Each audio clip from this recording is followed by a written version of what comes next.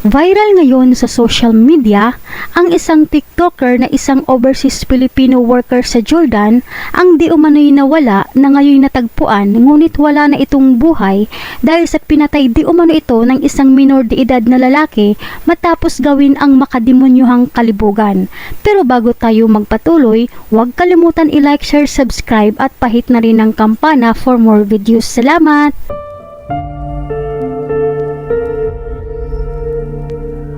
Kalunos-lunos ang sinapit ng isang OFW na isang kasambahay sa Jordan na kinilalang si Grace Viray Santos, tubong Makabibi, Pampanga, ang di umano'y pinatay ng minor de edad na lalaki na isang Egyptian national. Ayon sa kwento ng kaibigan ng biktima, 2 araw na umanong nawala si Grace at huli umano itong nakita sa bahay ng kapatid ng kanyang amo dahil sa inutusan umano itong maglinis. Pagkatapos umano nitong maglinis, umuwi na si Grace sa bahay ng kanyang amo. Ngunit nagtaka daw ang kanyang amo dahil sa gabi na ay hindi pa rin dumating sa bahay ang kanilang kasambahay. At sa pag-alala daw ng amo, nag-report ito sa otoridad at dito nalaman ng kaibigan ang masamang balita na nawawala pala si Grace. Kaya't nag-post ito sa Facebook sa pagbabakasakaling may nakakita o nakakakilala kay Grace.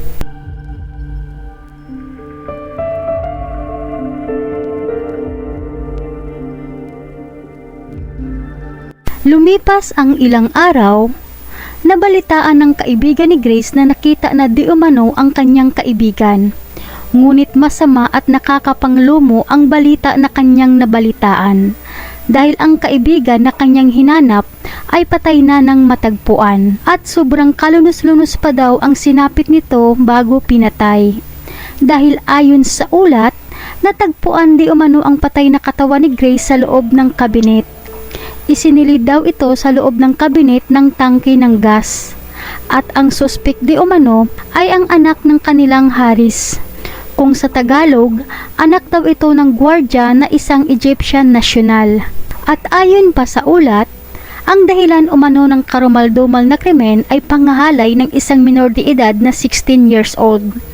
At ang nakakalungkot pa, habang ginagawa daw ang pangahalay, inirecord daw ito ng minor de edad, nagbidyo daw ito habang isinagawa ang kademonyuhang kalibugan. At ayon pa sa ulat, recorded daw ang lahat hanggang sa pagpatay sa ating kababayan na si Grace Viray Santos na ngayon ay pumanaw na at hawak na di umano ng mga otoridad ang nasabing kamera na pagmamay-ari ng minor de edad at nasa kustodiya na rin ng kapulisan ang suspect na minor de edad na 16 years old.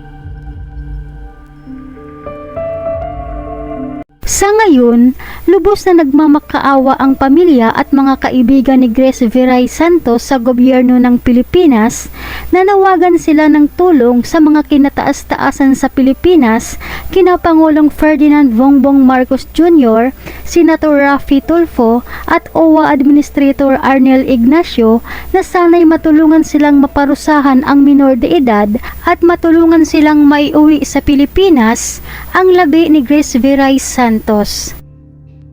At nais rin ng ilang mga kaibigan nito na sana'y makasuhan rin daw sana ang employer ni Grace dahil sa pagpapatrabaho nito sa ibang bahay na hindi naman dapat at wala ito sa kontrata.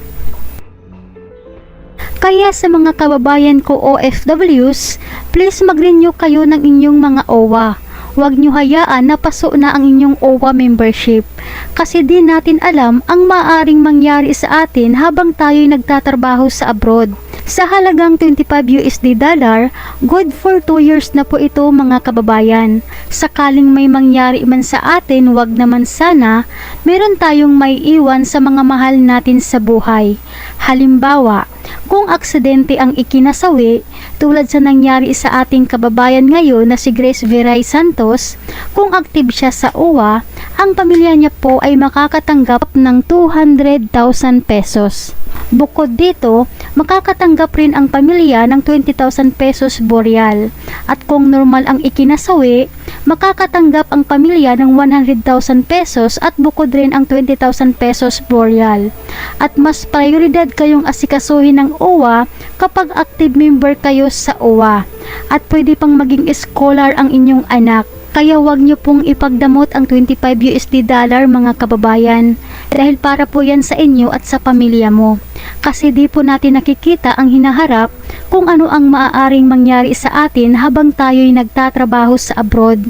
Kasi yung iba sabi, iipunin na lang daw yung 25 USD dollar. Sayang daw kung ibayad sa OWA. Pero ang problema kasi, hindi natin alam kung kailan ang disgrasya.